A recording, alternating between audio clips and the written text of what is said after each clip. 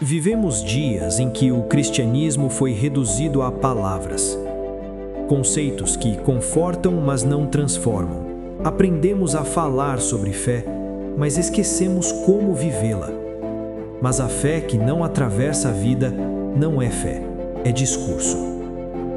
Tiago nos chama de volta ao essencial, não a uma crença abstrata, mas a uma fé que respira, que confronta, que se revela nas escolhas mais simples e nos momentos mais difíceis. Porque no fim, não é o que dizemos que define quem somos, mas o que praticamos quando ninguém está olhando. Isto é mais do que uma série, é um chamado. Cristianismo na prática. Irmão, chegamos no último capítulo de Tiago, não é? Tem sido uma maravilhosa jornada no livro de Tiago. Creio que nós estamos aprendendo muito. Eu quero incentivar todos vocês que não puderam assistir ela na íntegra desde o primeiro culto, para que procurem no nosso canal do YouTube, que você pode acessar procurando por IEQ Paraíso, ou então pela bio do nosso Instagram, não é? Assista lá para que você acompanhe todas, não é, as pregações da série e compartilhe com aqueles que você acredita que precisa dessa mensagem, não é? E hoje nós vamos trabalhar Tiago, capítulo 5, do versículo 1 ao 6. Então, quem trouxe sua Bíblia, pode abrir aí, e quem está sem, pode acompanhar pelo projetor, para que nós possamos fazer a leitura juntos.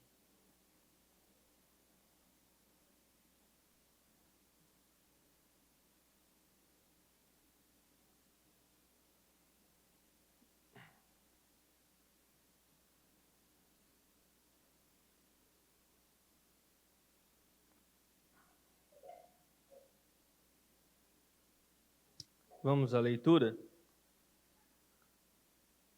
Prestem atenção, vocês que são ricos, chorem e gemam de angústia por causa das desgraças que o esperam. Sua riqueza apodreceu e suas roupas finas são trapos comidos por traças. Seu ouro e sua prata estão corroídos. A mesma riqueza com a qual vocês contavam devorará sua carne como fogo. Esse tesouro corroído que vocês acumularam, testemunhará contra vocês nos últimos dias. Por isso, ouçam os clamores dos que trabalharam em seus campos, cujo salário vocês retiveram de modo fraudulento. Sim, os clamores do que fizeram a colheita em seus campos chegaram aos ouvidos do Senhor dos Exércitos. Vocês levam uma vida de luxo na terra, satisfazendo seus desejos e engordando a si mesmos para o dia do abate. Condenam e matam inocentes, sem que eles resistam. Vamos orar? Senhor, fala aos nossos corações através da sua palavra, Senhor. Me dê sabedoria na fala, para que possamos compreender claramente o texto. Assim oramos em nome de Jesus. Amém. Amém? Irmãos, vocês já viram logo de cara aqui que o texto ele é uma pancada, né? E quando eu comecei lendo aqui, Tiago, ele começa no primeiro versículo, né, nas primeiras palavras. Preste atenção, vocês que são ricos. E talvez nesse momento você olhou por cima do seu ombro e falou, não, Tiago está falando com o rico, né? Não é para mim isso aqui, não é? E você já começou a procurar um rico aí do seu lado, né? Na igreja.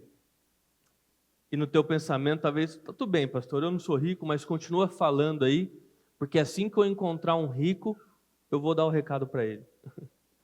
Né? Mas, ao longo do texto, né, você vai entender o porquê essa palavra precisa ser ouvida por todos nós.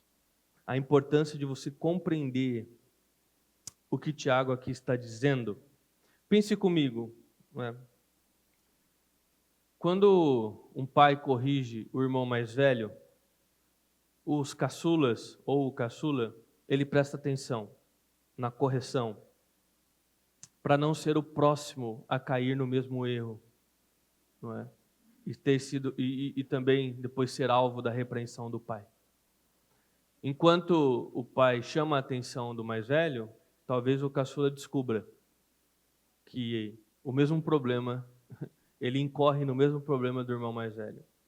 E dá tempo dele se arrepender e parar, antes que o pai, não é? Hoje não pode, né? Dar uma varada, uma cintada, antes que o pai chame a atenção, não é? Sabe que na minha casa, quando eu era criança, tinha uma vara, literalmente, uma vara em cada cômodo. Outros tempos, né? Hoje você é processado pelo seu próprio filho. Enfim, mas assunto para outra hora.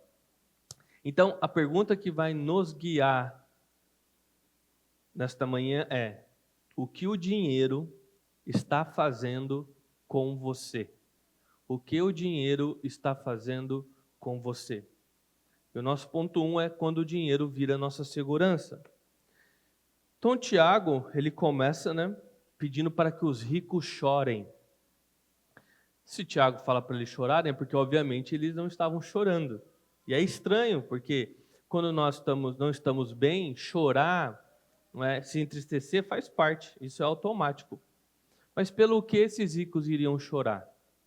Se eles não se viam como pessoas miseráveis, se eles não se sentiam em perigo, pelo contrário, aos seus próprios olhos e aos olhos das pessoas, da sociedade, eles são aqueles que venceram, não é?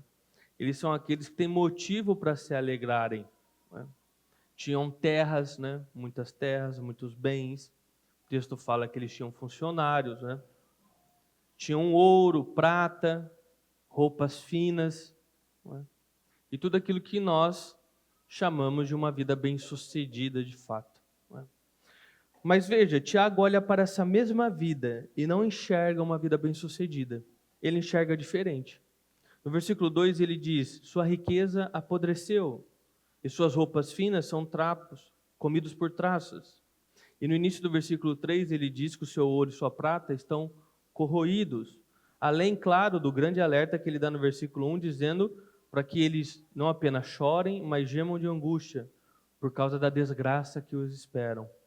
Então, claramente aqui, Tiago vê esse tipo de situação, e nós vamos entender melhor, não é? Qual é a situação, de fato, que Tiago está vendo aqui, e ele vê ela extremamente diferente do que os próprios ricos estavam vendo e a própria sociedade também estava vendo. Porque olha o contraste que Tiago começa a criar. Aquilo que os homens chamavam de riqueza, Tiago chama de podridão. O que eles exibiam como roupa fina, Tiago chama de trapos. O ouro e a prata, né, que são seguranças, e eles contavam com isso, Tiago chama de tesouro corroído. Então veja, eles viam o dinheiro como algo poderoso, um Deus mesmo poderoso. E Tiago não enxerga esse poder no dinheiro. Tanto que no final do versículo 3 ele diz: a mesma riqueza com a qual vocês contavam devorará a sua carne como fogo. Então Tiago ele continua com um contraste. O dinheiro que eles esperavam que os protegesse irá se voltar contra eles. O tesouro que eles tinham, que imaginavam que os salvariam, no final irá testemunhar contra eles. Aquilo que eles contavam como garantia para uma boa vida é o que no final irá devorá-los como fogo. Tiago está claramente mostrando aqui para nós que o dinheiro não pode cumprir com tudo aquilo que ele promete. E Tiago também, ao escrever para aqueles homens, está mostrando para eles que o dinheiro não cumprirá tudo aquilo que eles esperam do dinheiro. O dinheiro não pode dar segurança definitiva. O dinheiro não pode defendê-los de fato aqui e nem no dia do juízo. O dinheiro não pode sustentá-los e muito menos sustentá-los diante de Deus, na vida como a vida diante de Deus. Agora, é óbvio que o dinheiro não é inútil ou que o dinheiro em si seja um pecado. Ai, que delícia. Lembrei dos meus dois, né, cara? Só quando é às 2 da manhã, e não é tão delícia assim. Mas volta aqui comigo. Não significa que o dinheiro é inútil. Deus usa salário, Deus usa trabalho, Deus usa nossas economias planejadas, nossas reservas, como meios da sua provisão em nossas vidas. São meios de provisão da parte de Deus. São instrumentos, ferramentas que Deus nos dá. O problema começa quando nós tratamos o meio que Deus nos dá, a ferramenta, não é? Quando nós tratamos o dinheiro como se ele fosse o Deus, o verdadeiro Deus. E não. O dinheiro é apenas um meio, uma ferramenta que o verdadeiro Deus nos entrega em provisão. Não é? Tanto o dinheiro não é um Deus, que o próprio texto diz que um dia todos nós iremos comparecer num tribunal, o dia do juízo, o dia que seremos julgados, e lá nós iremos estar diante do verdadeiro Deus, não é?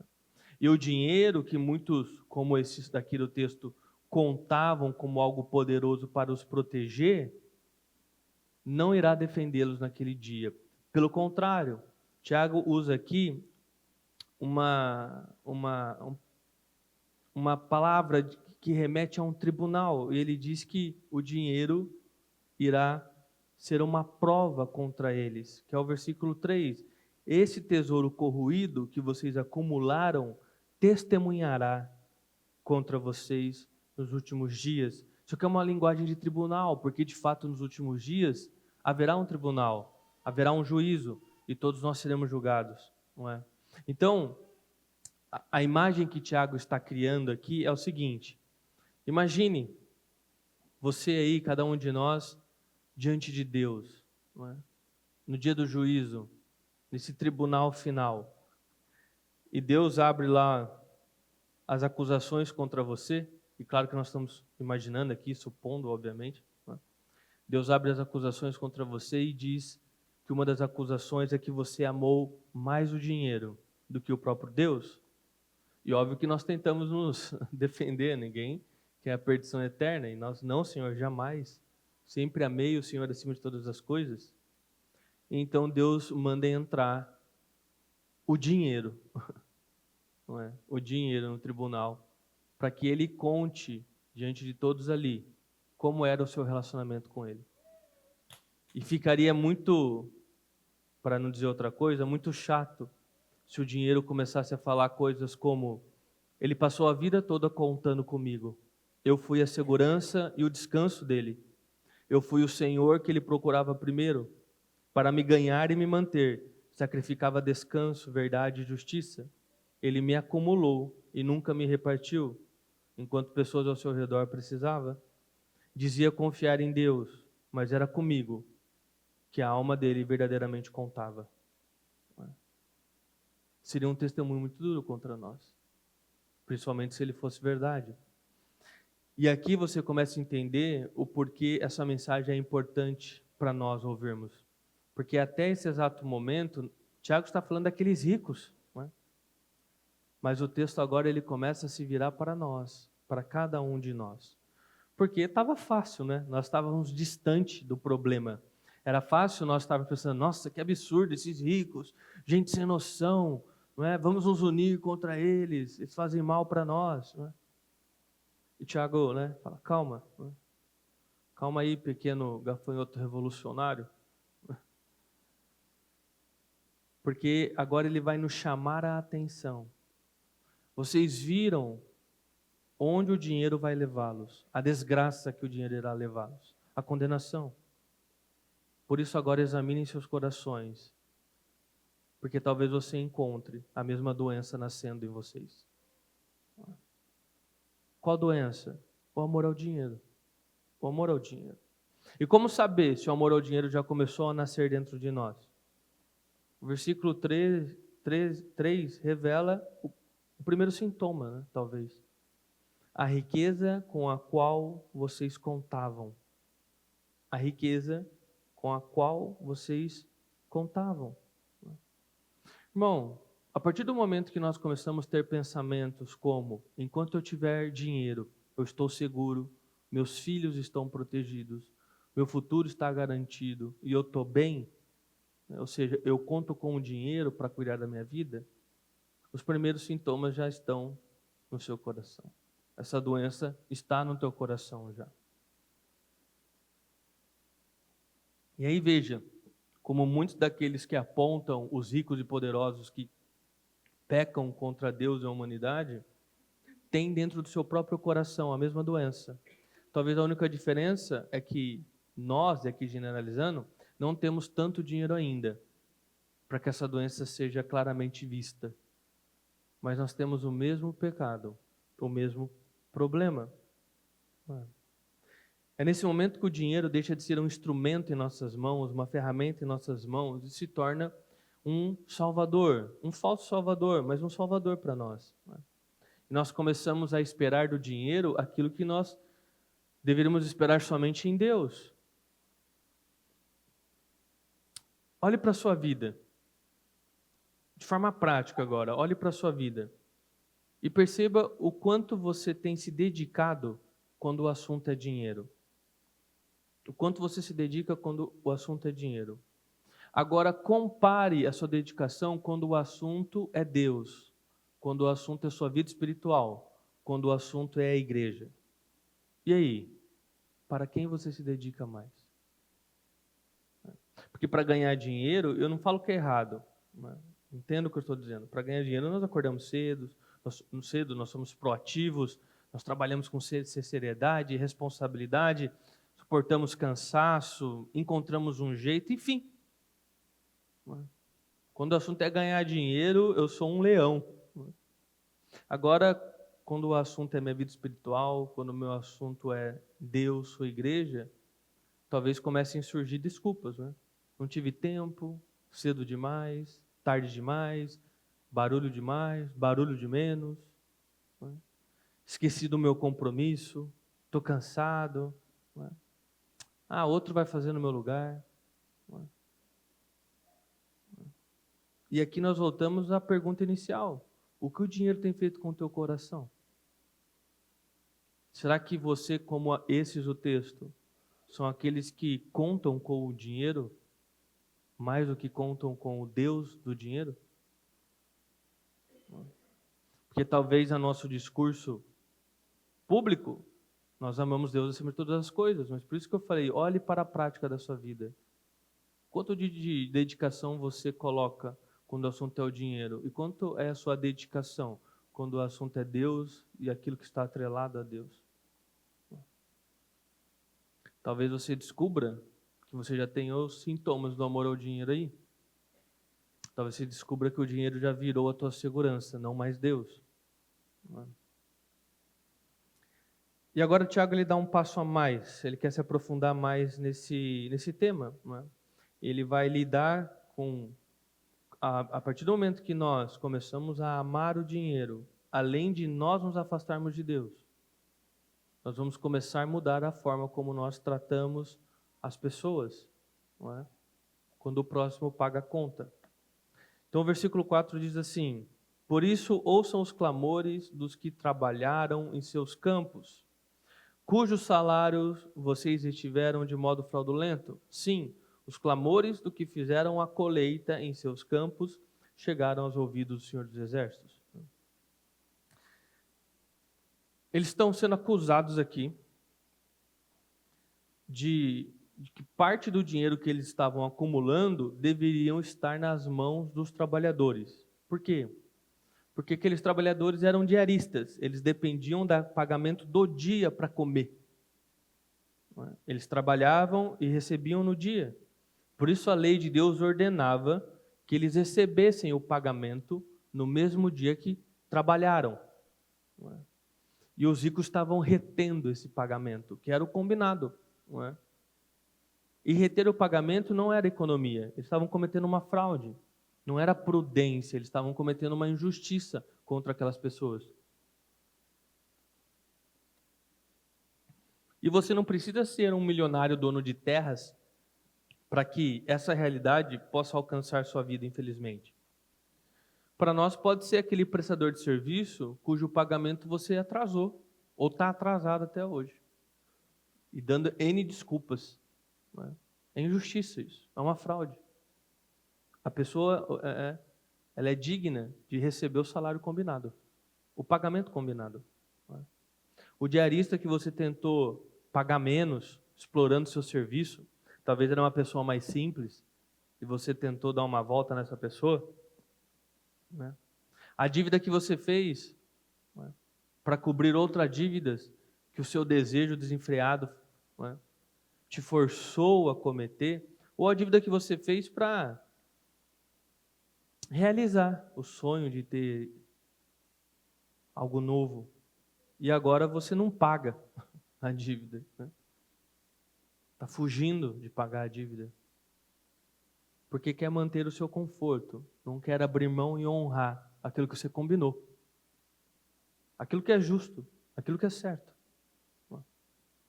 Em todos esses casos, a lógica é sempre a mesma. Eu amo tanto o dinheiro, eu quero mantê-lo comigo, mesmo quando ele pertence a outros. Protejo o meu saldo, protejo o meu lucro e o meu conforto, transferindo para alguém mais fraco o prejuízo que eu não quero assumir na minha vida. Por quê? Porque eu amo dinheiro, ué. Porque eu amo dinheiro. Estão sendo explorados, chegou aos ouvidos de Deus, chegou aos ouvidos do Senhor dos Exércitos.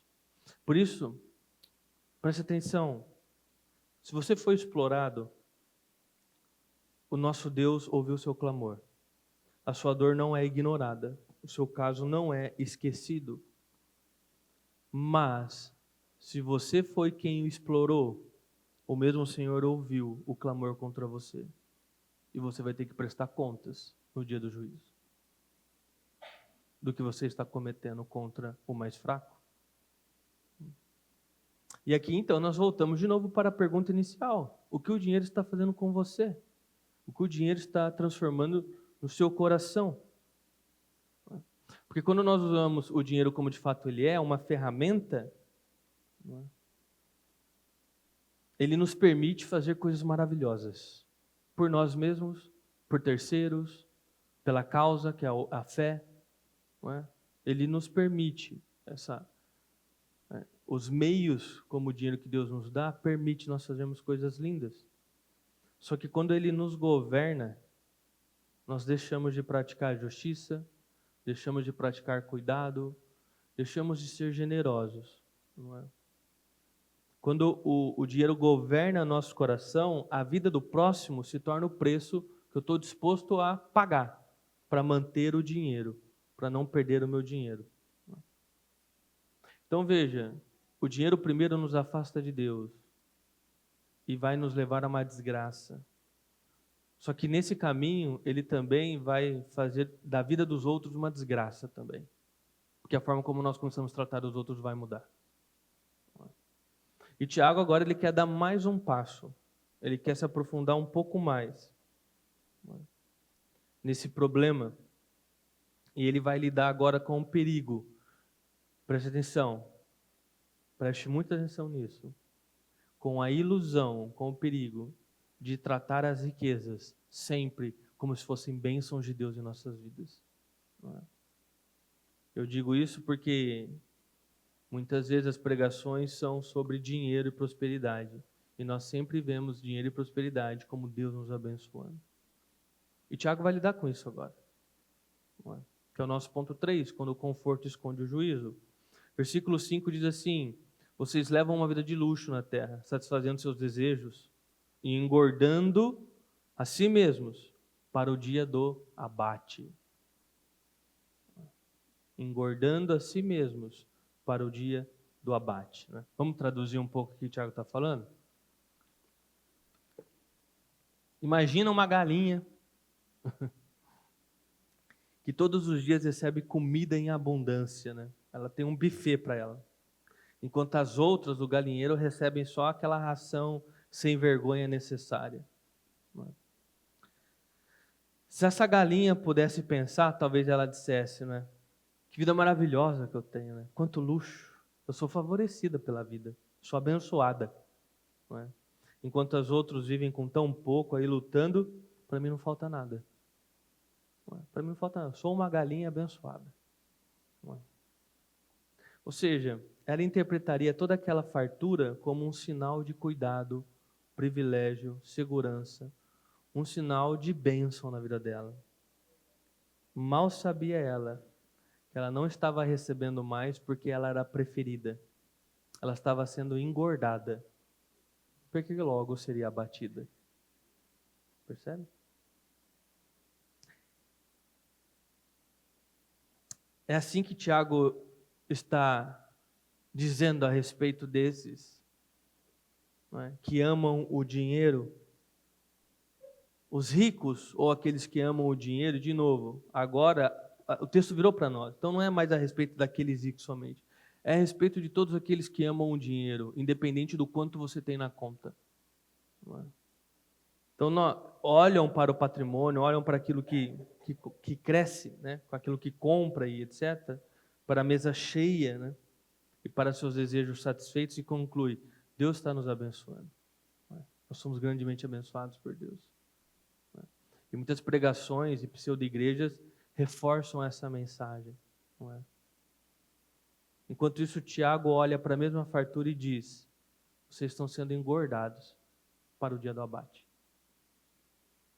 Porque essa riqueza é justamente aquilo que vai condená-lo. Não é? Então veja, o amor ao dinheiro é perigoso porque pode fazer uma pessoa se sentir favorecida por Deus, enquanto vive na direção oposta da sua vontade. O amor ao dinheiro ele é sorrateiro, porque você pode achar que você é um dos preferidos de Deus, né? E que você tem sido um bom cristão, enquanto na verdade você está indo a passos largos para o inferno. Enquanto aquele menos desprovido, que não está sendo tão abençoado, esse sim herdará, não é? A verdadeira riqueza. O versículo 6 é mais duro ainda, ele diz assim: condenam e matam inocentes, sem que eles existam. Então Tiago agora ele abre a cortina e mostra, né, o que aquele conforto estava escondendo na vida daqueles ricos. Todo aquele luxo, ostentação, estavam sendo possíveis à custa de gente que não tinha força para reagir. Estava sendo possível por exploração mesmo, por roubo, por fraude. Então veja, primeiro o amor ao dinheiro fez com que a segurança deles fosse tirada de Deus e colocada no dinheiro. Depois, para continuarem ganhando mais dinheiro e proteger o que já tinha, começaram a explorar pessoas, não pagar o combinado, não pagar o justo, não é? Explorar pessoas. E agora, nessa terceira etapa dessa doença, qualquer pessoa que ameace o lucro deles são condenadas e até mesmo mortas. E você pode ver claramente na sociedade essa progressão acontecendo.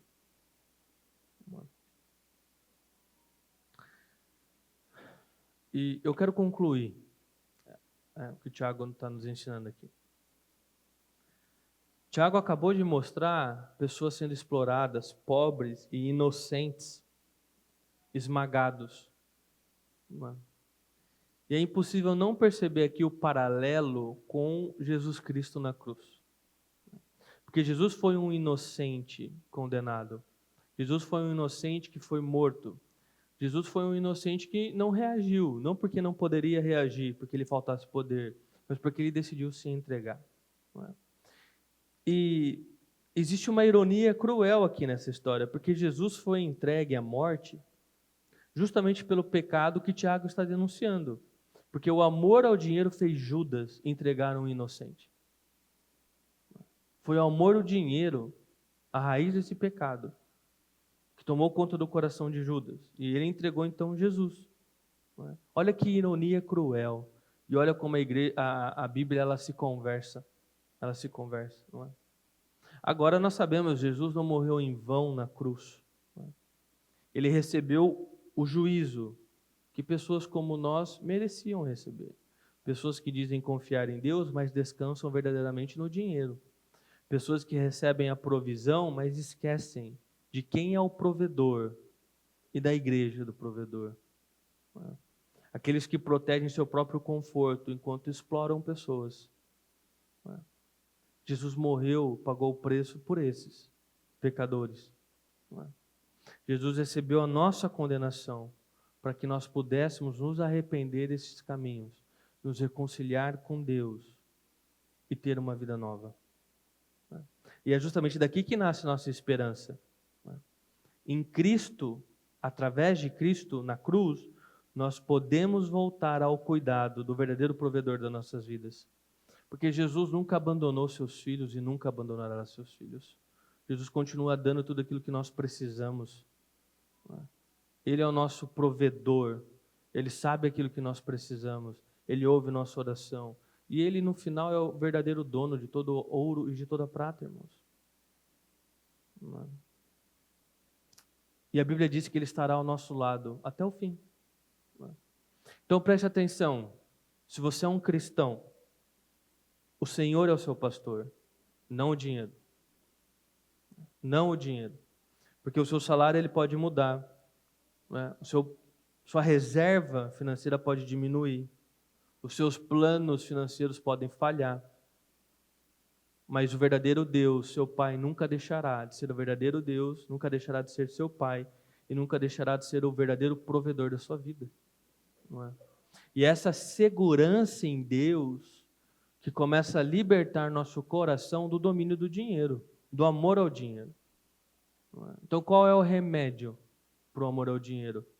Fé em Deus, verdadeira, buscar a Deus, sabendo que Ele é o nosso provedor, que Ele é o nosso garantidor do amanhã, como nós pregamos semana passada, que sem Ele nada somos e nada podemos. E aí o dinheiro volta a ser aquilo que ele sempre deveria ter sido, ferramenta, instrumento, nada mais que isso. Não é? Por isso, não é? Se existe algum pagamento retido na sua vida, vai lá e paga. Ou então faz um acordo para pagar. Tá? Se você prejudicou alguém financeiramente, você tem que reparar essa pessoa. Tá? Se o conforto fechou seus olhos, você tem que se arrepender.